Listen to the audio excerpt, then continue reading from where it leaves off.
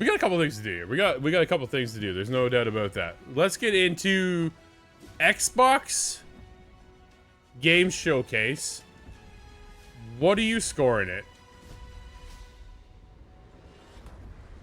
I mean, I think I would say I'd give it an 8. I thought it was really, really good. I thought obviously, you know, the couple of exclusives they teased. Yeah, I'd give it an 8. I mean, also just in the fact that, I mean, everything but Persona 6, I think, had at least a date. We got a lot of very specific dates as well. So, you know, that was a nice, refreshing touch, at least from what we had seen in Summer Game Fest, right? Where it was just like a wish list now, wish list now. So I'd say give it an 8. I thought it was, yeah, I thought it was exactly what Xbox needed to kind of wrap up the week. And it definitely felt like the best of the 3 showcases we got to see.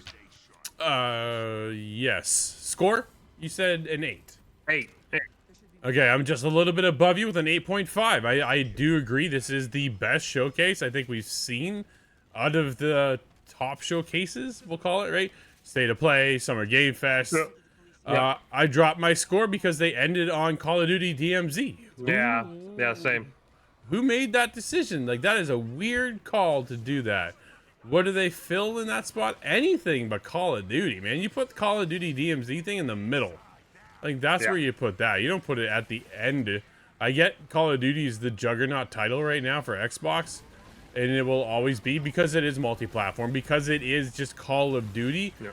But to put that as your ender, I'm sorry, but that's a wrong call, man. Let's see what else we got here coming in. Yeah, but might as well just 2 years in a row they ended on Call of Duty. What a dumb move. What a dumb move. They didn't learn from last time. Last year, crapped off with Black Ops 7. Or capped off, so not crapped off. So it is just, yeah, 8.5. I would have been higher if we didn't end it on Call of Duty. Instead, ended on Clockworks. And the fact that they are exclusive as well, right? Clockwork Revolution, we didn't know was going to be exclusive until today.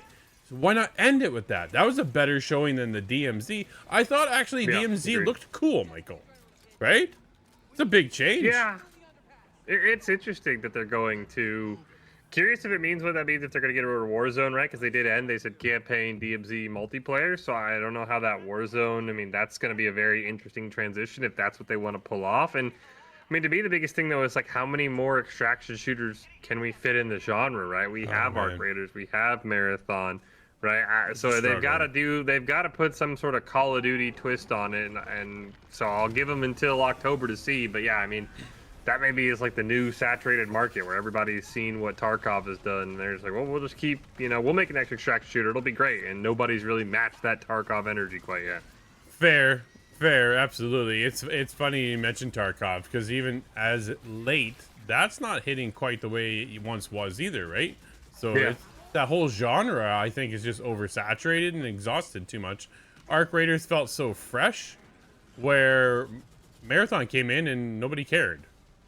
So, yeah, exactly. Ultimately, right? So we'll see where DMZ lands. It is Call of Duty, so you have that weight and that name behind it. So we'll see what happens. But yeah, 8.5 for me. Weird to end off that. Impressed we're getting 2 Xbox exclusives. Asher Sharma really going to work, really listening to the fans and pulling back and giving them a reason to buy an Xbox, right? We've asked this question for so long now. What do we need an Xbox for? Everything's just going to go everywhere else. PC, PS5.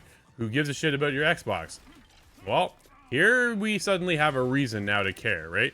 I like that. Yep. Let's talk about the games real quick. Started off with Gears 6, or Gears E-Day, and then we went later at the end of it into the showcase. We'll get to that rating showcase here in a bit. We followed that up. So we get Gears, October 6th. And we started off banger, date, right? So with that, I appreciate. Fable, February 23rd, 2027. Okay, February already starting to heat up, Michael. Yep. Halo Campaign Evolved. We got a quick look at 3 new missions. We wondered what was going to be coming. We got a quick look at that coming in July 28th. So that's cool. We got that new A Plague's Tale game, which I think looks awesome. August 27th. That one got leaked a while ago because who posted that on their Amazon page or something like that, right? I think that's what it was, wasn't it? Yeah. It hit a storefront. Yeah, somebody posted it. Yep. Which is too bad because that would have been a nice little, hey, by the way, That's also coming to Game Pass, which is a nice get. Persona 4 Revival, so that's the remake, February 18th. Another one, Game Pass as well. State of Decay 3. This one gave us just 2027. I was like, damn it. Yeah, that was the first one where we're like, all right. Yeah, whereabouts in 2027?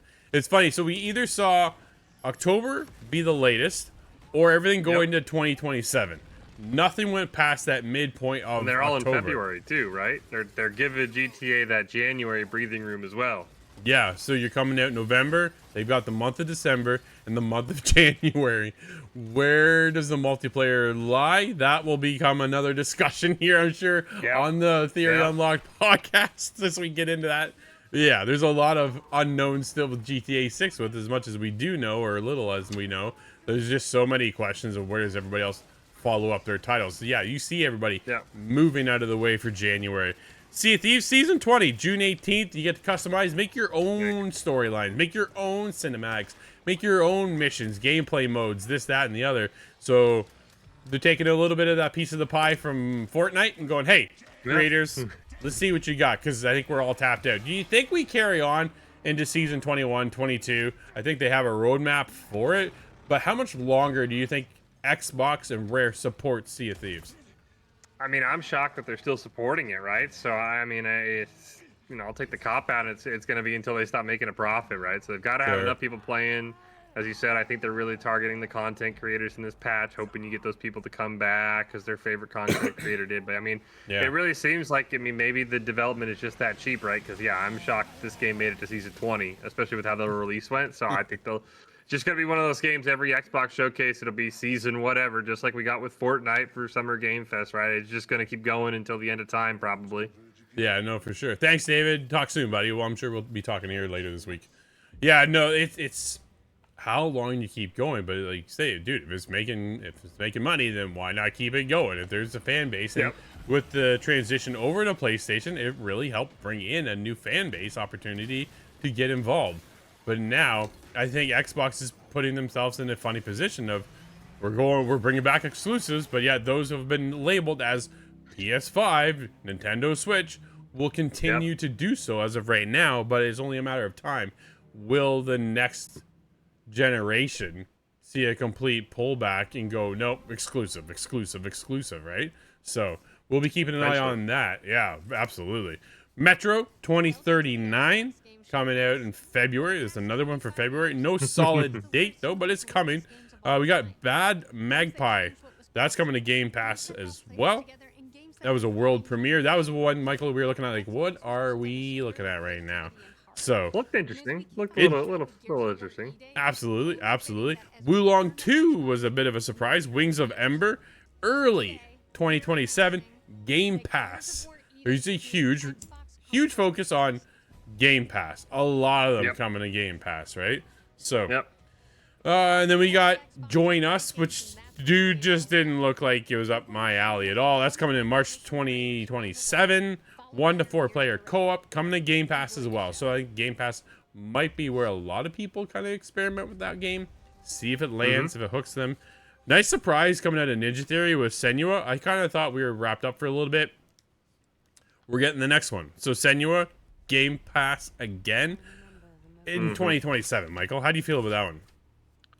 Yeah, I think that one kind of caught my eye, right? Again, anytime there's not a date, it is kind of hard to stay hyped because I mean, we saw, you haven't mentioned it yet, but Fable, right? We knew that one was already delayed. So, yeah, you know, again, when you don't give me a concrete date, even if it's just a month, you know, I kind of cap anything that has just a year. I kind of have to cap my hype at 7 just because who knows when we're going to, I mean, could that be 2027 late? Could that be 2028, right? So it's hard for me to get hyped when you just give me a date, but definitely look cool. It's on the radar. I'll wait till you have, you know, a concrete date in mind. That's fair. Yeah.